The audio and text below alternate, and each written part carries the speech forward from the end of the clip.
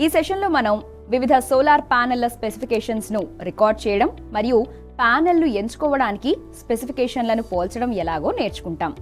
ఈ సెషన్ ముగింపులో మీరు సోలార్ ప్యానెళ్ల స్పెసిఫికేషన్స్ను తెలుసుకోగలరు, సోలార్ ప్యానెళ్ల కోసం స్పెసిఫికేషన్ చార్ట్ను అధ్యయనం చేయవచ్చు మరియు వివిధ rated solar ప్యానెళ్ల స్పెసిఫికేషన్లను సరిపోల్చగలరు.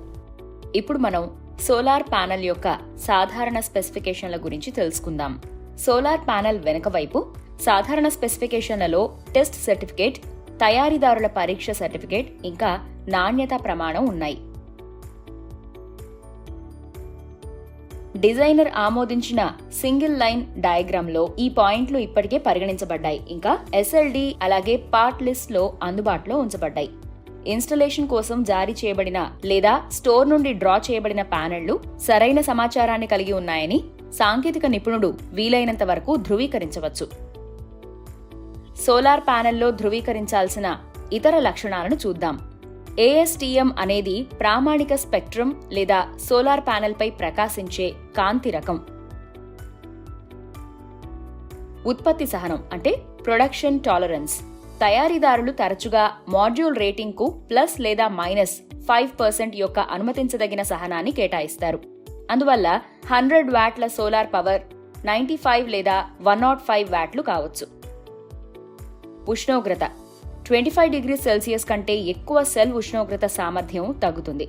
Roof mounted అర్రేలు 50 degrees నుండి 75 డిగ్రీ సెల్సియస్ పరిధిలో ఉష్ణోగ్రతలను చూపుతాయి. ఇది STC రేటింగ్ కంటే 2 నుండి 3 రెట్లు ఎక్కువ. దుమ్ము మరియు ధూళి ఇవి సూర్యరశ్మి కణాలకు చేరకుండా అడ్డుకుంటాయి. తదుపరి వర్షపాతం లేదా గొట్టం స్ప్రే వరకు చివరికి ప్యానెళ్లు మురికిగా ఉంటాయి. ఇది సగటు నష్టంపై సుమారు 2% వరకు ఉంటుంది. వైరింగ్ నష్టాలు. వైరింగ్ వ్యవస్థ యొక్క ప్రతిఘటన కారణంగా DC వైరింగ్ విద్యుత్ నష్టాలకు కారణమవుతుంది. మనం సాధారణంగా 2% వైర్ నష్టం కోసం డిజైన్ చేస్తాం. ఇన్వర్టర్ నష్టాలు. సగటున ఒక రోజులో ఇది దాదాపు 90%. సోలార్ పరిశ్రమలో విజయం పరీక్ష ఇంకా ధృవీకరణతో ప్రారంభమవుతుంది. సోలార్ ఎనర్జీ రంగంలో వృద్ధి చెందడానికి తయారీదారులు అలాగే రిటైలర్లు తమ ఉత్పత్తులు స్థిర నాణ్యత ఇంకా పనితీరు ప్రమాణాలకు అనుగుణంగా ఉండేలా చూసుకోవాలి. దీనర్థం వారి PV మాడ్యూల్స్ పటిష్టంగా ఉన్నాయని, మరింత తీవ్రమైన వాతావరణ పరిస్థితుల్లో కూడా విశ్వసనీయంగా హామీ ఇవ్వబడిన రేట్ పవర్ను స్థిరంగా అందించగలవని నిరూపించడం. అవి తప్పనిసరిగా సురక్షితమైనవి అలాగే మన్నికైనవిగా ఉండాలి. దీర్ఘకాలంలో సిస్టమ్ యొక్క అధిక దిగుబడిని నిర్ధారిస్తుంది. ఇంకా ఇప్పటికీ వాణిజ్యపరంగా లాభదాయకంగా ఉండాలి.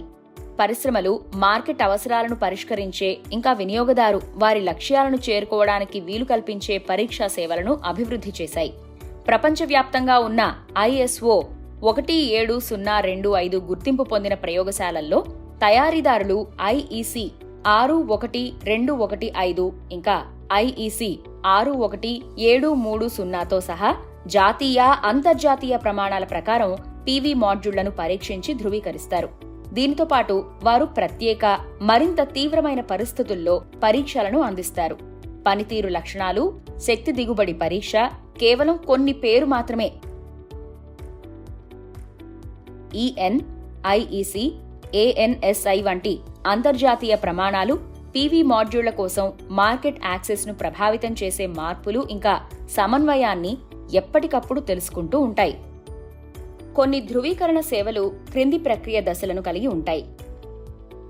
మాడ్యూల్ కుటుంబం లేదా రకం కోసం నమూనాలపై ప్రయోగశాల పరీక్షలు, పునరావృతమయ్యే ఫ్యాక్టరీ తనిఖీ, సర్టిఫికేట్ ఇంకా TUV రీన్ ల్యాండ్ పరీక్ష గుర్తు, సర్టిఫికేట్ ఆఫ్ కన్ఫర్మిటీ COC లేదా వ్యక్తిగత మార్కెట్ల కోసం ప్రకటనలు ఇంకా బ్యాంకబిలిటీ నివేదికలు. PV మాడ్యూల్స్ కోసం నాణ్యత హామీ చర్యలు PID పొటెన్షియల్ ఇండ్యూస్డ్ డిగ్రేడేషన్ అంటే పొటెన్షియల్ ప్రేరిత క్షీణత, ఎలక్ట్రోల్యూమినిసెన్స్ ఇంకా IR imaging, pre or post shipment తనిఖీలు, మైక్రో క్రాక్ల వృద్ధాప్యం ఇంకా LID పరీక్ష, కాంతి ప్రేరిత క్షీణత ఉన్నాయి.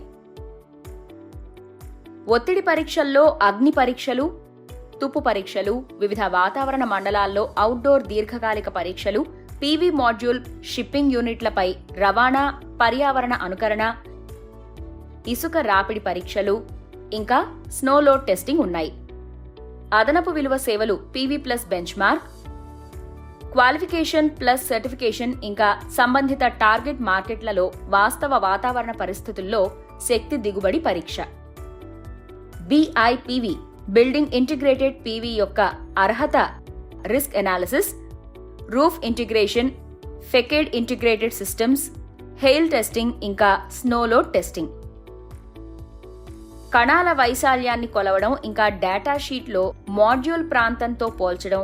ప్రతి సౌర ఫలకం వ్యక్తిగత సోలార్ ఫోటోవోల్టాయిక్ పీవీ కణాలతో రూపొందించబడింది.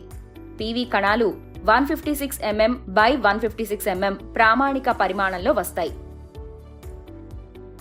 ఉదాహరణకి, ఒక పీవీ సెల్ యొక్క వైశాల్యం 243.36 cm² అయితే 60 పీవీ కణాల వైశాల్యం 14,601.6 cm². 60 సెళ్ల సోలార్ పీవీ ప్యానెల్ యొక్క వైశాల్యం 16,335 cm². రూఫ్ టాప్ సోలార్ ఇన్స్టలేషన్లో ఉపయోగించే సౌర ఫలకాల సగటు పరిమాణం సుమారు 165 సెంటీమీటర్స్. 165 సెంటీమీటర్ల రెట్లు 99 సెంటీమీటర్లు. పొడవు 182.88 సెంటీమీటర్లు. రూఫ్ టాప్ సోలార్ ఇన్స్టలేషన్ల కోసం చాలా సోలార్ ప్యానెళ్లు 60 సౌర ఘటాలతో రూపొందించబడ్డాయి. అయితే వాణిజ్య సౌర సంస్థాపనలకు ప్రమాణం 72 సెళ్లు మరియు 98 సెళ్లు లేదా అంతకంటే ఎక్కువ వరకు ఉండవచ్చు. ఒక ప్యానెల్లోని సౌర ఘటాల సంఖ్య నేరుగా దాని పొడవుతో సంబంధం కలిగి ఉంటుంది. 72 సెల్ కమర్షియల్ సోలార్ ప్యానెళ్లు 60 సెల్ రెసిడెన్షియల్ ప్యానెళ్ల కంటే దాదాపు 33 సెంటీమీటర్లు పొడవుగా ఉంటాయి.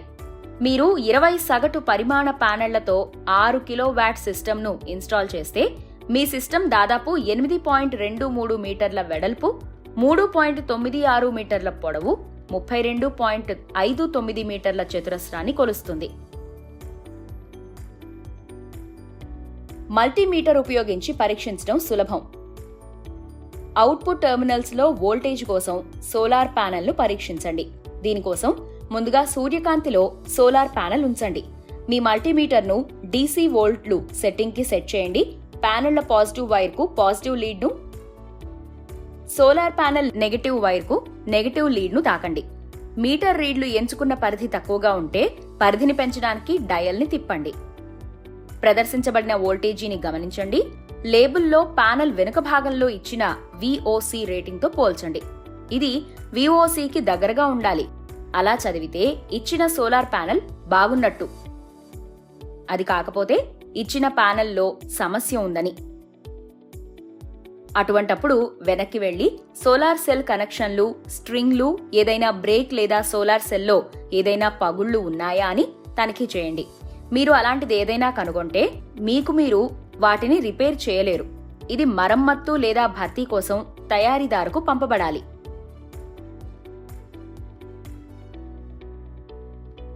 Series connection. శ్రేణిలో కనెక్ట్ చేయబడిన సోలార్ పీవీ ప్యానెళ్లను స్ట్రింగ్ అంటారు. సమాంతరంగా కనెక్ట్ చేయబడిన స్ట్రింగ్లు శ్రేణిని తయారు చేస్తాయి. సిరీస్ కనెక్షన్ కోసం ఒక ప్యానెల్ యొక్క పాజిటివ్ టెర్మినల్ను ఇతర ప్యానెల్ యొక్క నెగటివ్ టెర్మినల్కు కనెక్ట్ చేయండి. మొదటి ప్యానెల్ యొక్క సానుకూల టెర్మినల్, సిరీస్ మార్గం యొక్క సానుకూల టెర్మినల్, ఇంకా చివరి ప్యానెల్ యొక్క ప్రతికూల టెర్మినల్ సిరీస్ మార్గం యొక్క ప్రతికూల టెర్మినల్.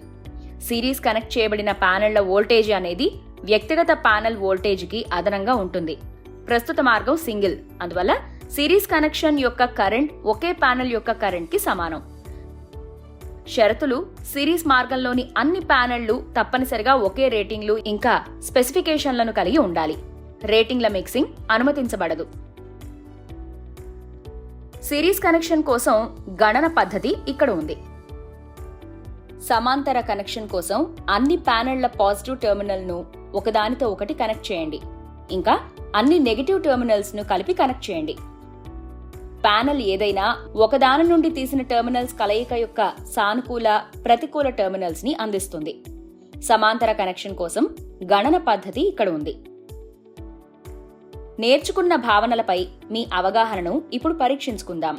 ఈ పనిని నిర్వహించడానికి మీకు 5 వాట్స్, 10 వాట్స్, 40 వాట్స్ ఇంకా 250 వాట్స్ పాలీక్రిస్టలైన్ మాడ్యూల్స్ అవసరం. వివిధ సోలార్ ప్యానెల్స్ యొక్క స్పెసిఫికేషన్లను పోల్చడం మీ పని. ప్రతి ప్యానెల్లో అందించబడిన స్పెసిఫికేషన్ చార్ట్ను అధ్యయనం చేసి పట్టికను పూరించండి. మీ వినియోగానికి వాటి అనుకూలతను సరిపోల్చండి, అలాగే వ్యాఖ్యానించండి.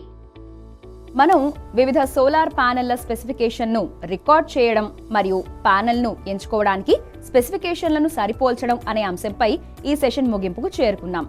ఇప్పటికి మీరు సోలార్ ప్యానెళ్ల స్పెసిఫికేషన్స్ ని తెలుసుకుని ఉండాలి.